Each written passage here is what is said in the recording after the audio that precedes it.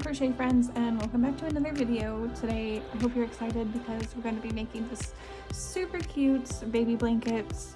Mind you, I made this one a little big, so it's about a 35 by 36, so we're going to adjust the measurements of it a little bit and get started. Hi my crafty friends, I just wanted to remind you that in the description box below you can find my Etsy shop, which has these blankets along with some other patterns on there. So if that appeals to you, feel free to check it out, and thank you so much for your support. It means the world. So thank you and enjoy the video. Let's just get right into it. For this one in particular, I have our measurements right here if you want to look at this. And if you're like me, you think very visually when it comes to crochet.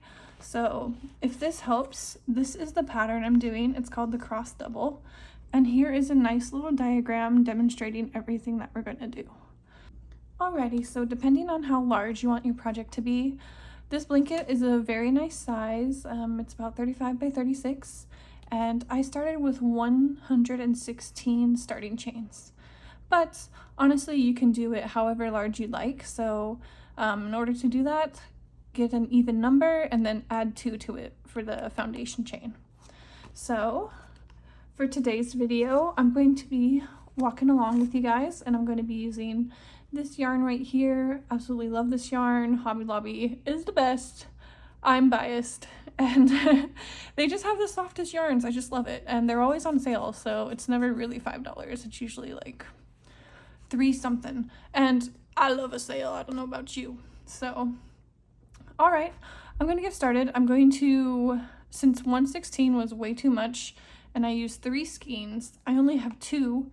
So I'm going to start with a chain of, let's do about, I'll do 88. So once I have that chain of 88, I'll check back in with y'all. Okay, so now that I have my chain of 88, we're going to skip 3 chains, skip 1, and then on the very next one, which is the 5th, we're going to do a double crochet. And I always work these into the back bump because then when we do the border, it's going to be much easier to do later on. So there's our first stitch. Next, we're going to double crochet again, but this time we're going to work backwards into the chain previous to the stitch we just made. So that'd be chain number 4. And it could be a little bit tricky in this foundation row to get it, but there we are, and it creates a little cross hatch, as you can see.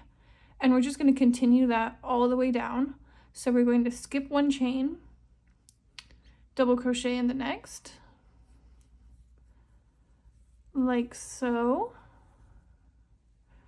And then we're going to double crochet working backward in this chain we just skipped. So the toughest part of this pattern is figuring out how to get into that skipped chain space. So it's honestly like the foundation row is the hardest part, and then once that's established, it gets so much easier.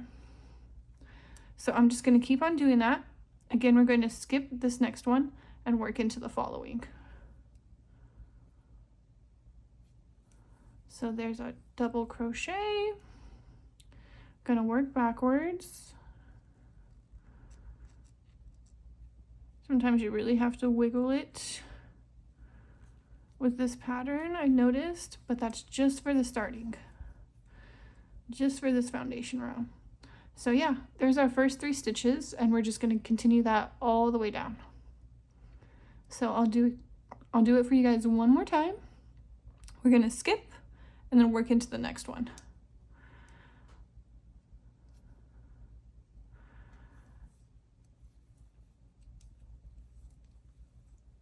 Just a double crochet and then go backwards.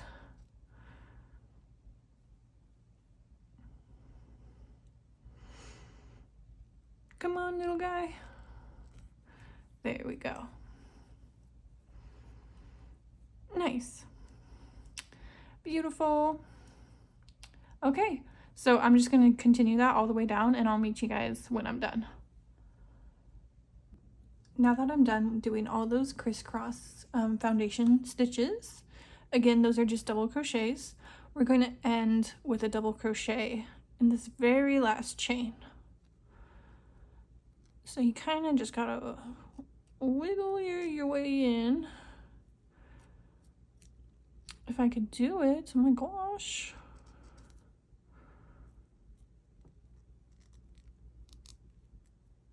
Oh, I see what's going on.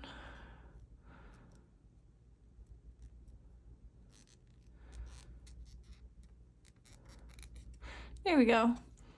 And then this will be our very last stitch. Oops. Okay, so we end with a double crochet. Next, what we're going to do, we're going to chain one, turn our work, and this entire row is just going to be single crochet.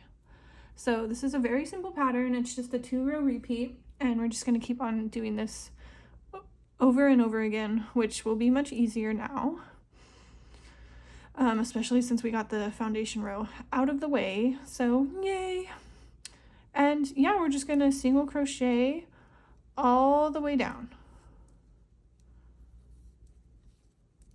So that's it for row 2, and I'll go ahead and meet you for row 3 just to further demonstrate what we're doing for the rest of this blanket.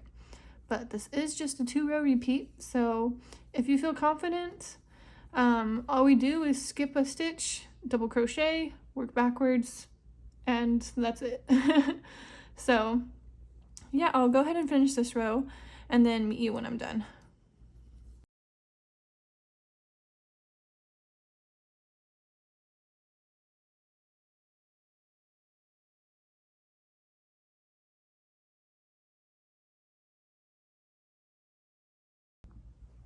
Alrighty, our second row is done. As you can see, it's just single crochet all the way down. And don't forget to put our very last single crochet in the top of the chain 3 that we started the previous row with. And then we're going to chain 1, 2, and 3 again, turn our work, and we're just going to repeat the process. So here's our very first stitch. We're going to skip the second one and work into the third. So there we go. And then we're going to work backwards, do a double crochet, and remember, we skip that initial one because we want this double crochet or this chain to function as a double crochet. So we're just going to keep on repeating that all the way down, skipping one, working into the next. And then once we're done with that first one, we're going to work backwards and do the double crochet. And that gives us this nice little crossed effect. So as you can see, they should stack upon each other pretty nicely. As long as you got that, then you're pretty good. That's what I use as a gauge to see where I'm at, if I'm making the stitches in all the right spots. And yeah, it helps to keep track of count too, because I don't know about you, but I don't like always going back and counting my work all the time. So it's a good little visual standpoint if you're doing the stitch correctly. So yeah, I'm just going to continue skipping one and then working back into the chain that we skipped. Yep, so once I'm finished with this, we're just going to do another row of single crochet, and that's pretty much it for this pattern. Okay, so it's as simple as that. We just repeat these 2 rows until you get to the desired length you like. For the border, I usually just do 2 rows of single crochet and call it a day. Thanks for watching. If this content appeals to you, please be sure to like this video and subscribe to my channel because I'm always looking to bring more content. So let me know what you want to see and I'll go ahead and do it. And thank you so much for sticking around. See you next time. Bye.